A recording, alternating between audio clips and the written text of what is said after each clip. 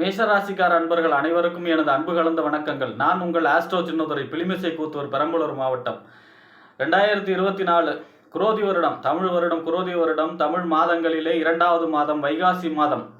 மேஷராசிக்காரர்களுக்கு எப்படிப்பட்ட கிரக நிலைகள் இருக்கிறது, அதனால் என்ன பலன்கள் ஏற்படும் என்பதை பற்றி இந்த காணொளியிலே பார்ப்போம்.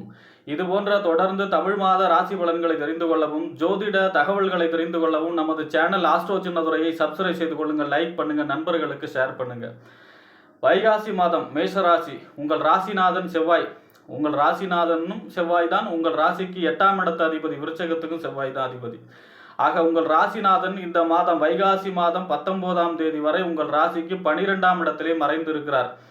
12ஆம் இடம் என்பது விரயஸ்தானம், அயன சயன போகஸ்தானம். 12ஆம் இடம் என்பது வெளிநாடு சம்பந்தமான ஸ்தானம், கட்டில் சுகத்தை கொடுக்கக்கூடிய ஸ்தானம் 12ஆம் இடம்.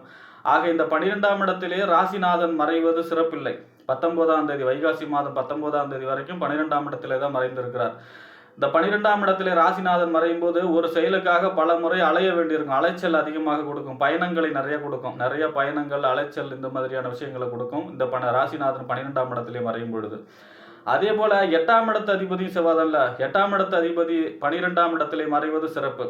8ஆம் இடம் என்பது மறைவு ஸ்தானம், 8ஆம் இடம் என்பது ஆயுள் ஸ்தானம். ஆக 8ஆம் இடத்து அதிபதி 12ஆம் இடத்தில் மறைவது கெட்டவன் கெட்டிடில் கெட்டிடும் ராஜயோகம் என்பது சிறப்பாக இருக்கும். ஆனாலும் ராசிநாதன் 12ஆம் இடத்திலே மறைவது 19ஆம் தேதி வரை மறைவது சிறப்பான பலன்கள் இல்லை. அதுவரை ராசிநாதன் 12ஆம் இடத்திலே மறையும் பொழுது 19ஆம் தேதி வரை முருகப்பெருமானை வழிபாடு செய்ய வேண்டும். செவ்வாய்க்கிழமை தோறும் முருகப்பெருமானை வழிபாடு செய்வது சிறப்பான பலன்களை தரும்.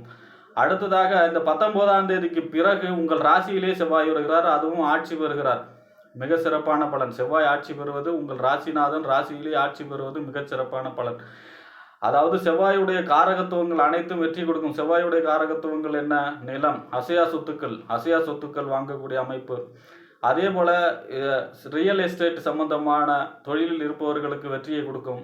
அதே போல இந்த செவ்வாயோடைய தொழில் இயந்திர சம்பந்தமான வேலை செய்பவர்கள், போலீஸ், இராணுவம், மிலிட்டரி, இவங்களுக்கெல்லாம் மிகச்சிறப்பான காலமாக இருக்கும். ராசிநாதன் 19ஆம் தேதிக்கு பிறகு உங்கள் ராசிநாதன் ராசியிலேயே செவ்வாய் ஆட்சி பெறும் பொழுது. ஆக செவ்வாய் இந்த மாதம் 19ஆம் தேதிக்கு பிறகு உங்களுக்கு அனுகூல பலன்களை தருகிறார். அதுவரை முருகப்பெருமான் வழிபாடு செய்வது சிறப்பு. அடுத்ததாக உங்கள் ராசிக்கு 2க்கும் 7க்கும் உடையவர். 2ஆம் இடம் வாக்கு, தனம், குடும்பஸ்தானம். 7ஆம் இடம் என்பது நண்பர்கள், கூட்டு தொழில். 7ஆம் இடம் என்பது மனைவி, கணவன் அல்லது மனைவி ஸ்தானம். 7ஆம் இடம் இந்த சமூகம். 7ஆம் இடம் என்பது நாம் சந்திக்கக்கூடிய வாடிக்கையாளர்கள், நம்ம சந்திக்கக்கூடிய இந்த சமூகம். ஆக இந்த 2க்கும் 7க்கும் உடைய சுக்கிரன் உங்கள் ராசியிலேயே சஞ்சரிக்கிறார். உங்கள் ராசியிலே 6ஆம் தேதி வரை தான் சஞ்சரிக்கிறார். வெறும் 6 நாள் தான். வைகாசி மாதம் 6ஆம் தேதி வரை சஞ்சரிக்கிறார். அதன் பிறகு உங்கள் ராசிக்கு 2ஆம் இடத்திலே சஞ்சரிக்கிறார். 2ஆம் இடம் என்பது வாக்கு, தனம், குடும்பஸ்தானம். ஏற்கனவே அங்கே குரு பெயர்ச்சியாகி போயிட்டாரு வாக்கு, தனம், குடும்பஸ்தானத்தில். அதாவது குரு பெரிய தனத்துக்கு அதிபதி, சுக்கிரன் கையிருப்பு பணத்துக்கு அதிபதி. ஆக 2 தனக்காரகன், அதாவது குரு தனக்காரகன்னா சுக்கிரன் கையிருப்பு பணத்துக்கு அதிபதி.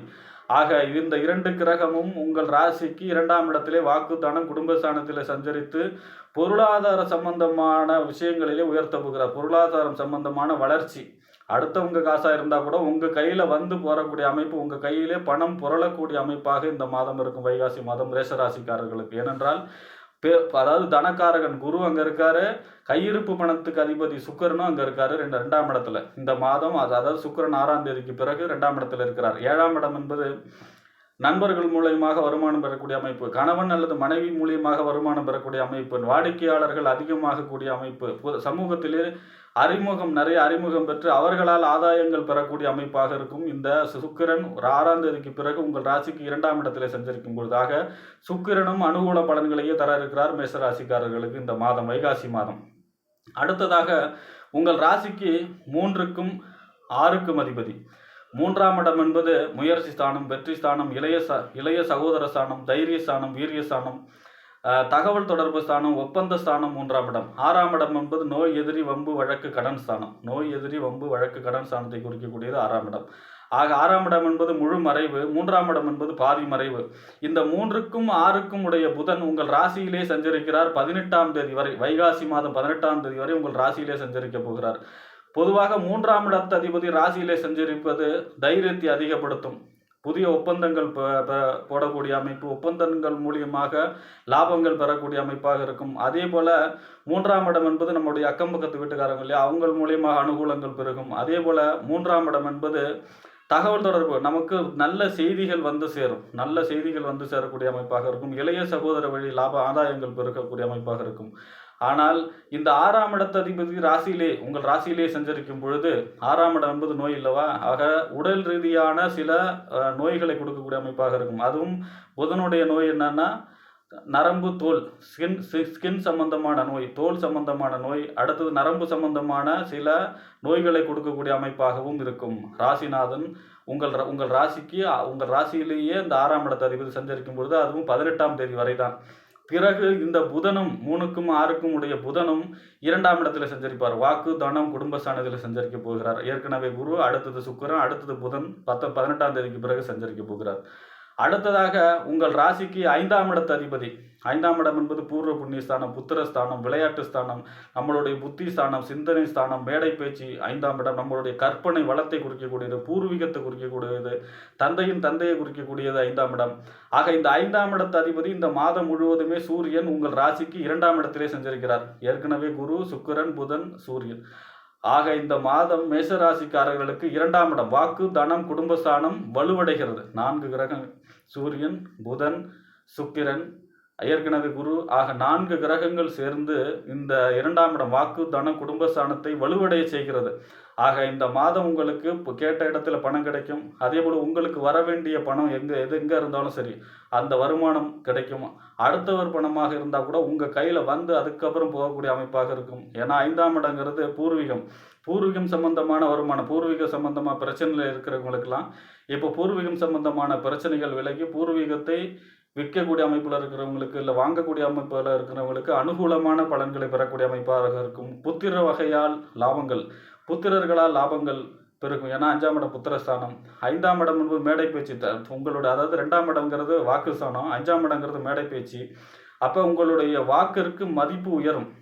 நீங்கள் பேசக்கூடிய பேச்சு மதிப்பளிக்கக்கூடிய அமைப்பாக இருக்கும், சிறப்பாக இருக்கும். ஏன்னா மேடை பேச்சு ஸ்தானம் 5ஆம் இடம், வாக்கு ஸ்தானம் வந்து 2ஆம் இடம். ஆக வாக்குக்கு வன்மை கிடைக்கும், வாக்குக்கு வலிமை கிடைக்கும் இந்த மாதம். அடுத்ததாக இந்த 5ஆம் இடத்துங்கிறது அதிர்ஷ்டஸ்தானம்.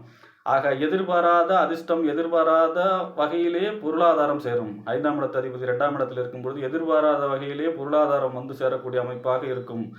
ஆக இந்த மேஷராசிக்காரர்களுக்கு 19ஆம் தேதி வரை ராசிநாதன் மறைந்தாலும் பாக்கி இருக்கக்கூடிய கிரகங்கள் அனைத்தும் வாக்கு, தனம், குடும்பஸ்தானத்தை வலிமையடை செய்வதால் இந்த மாதம் பொருளாதாரம் சிறப்பாக இருக்கக்கூடிய மாதமாக மேஷராசிக்காரர்களுக்கு அமையும் என்று கூறி விடைபெறுகிறேன். நன்றி, வணக்கம்.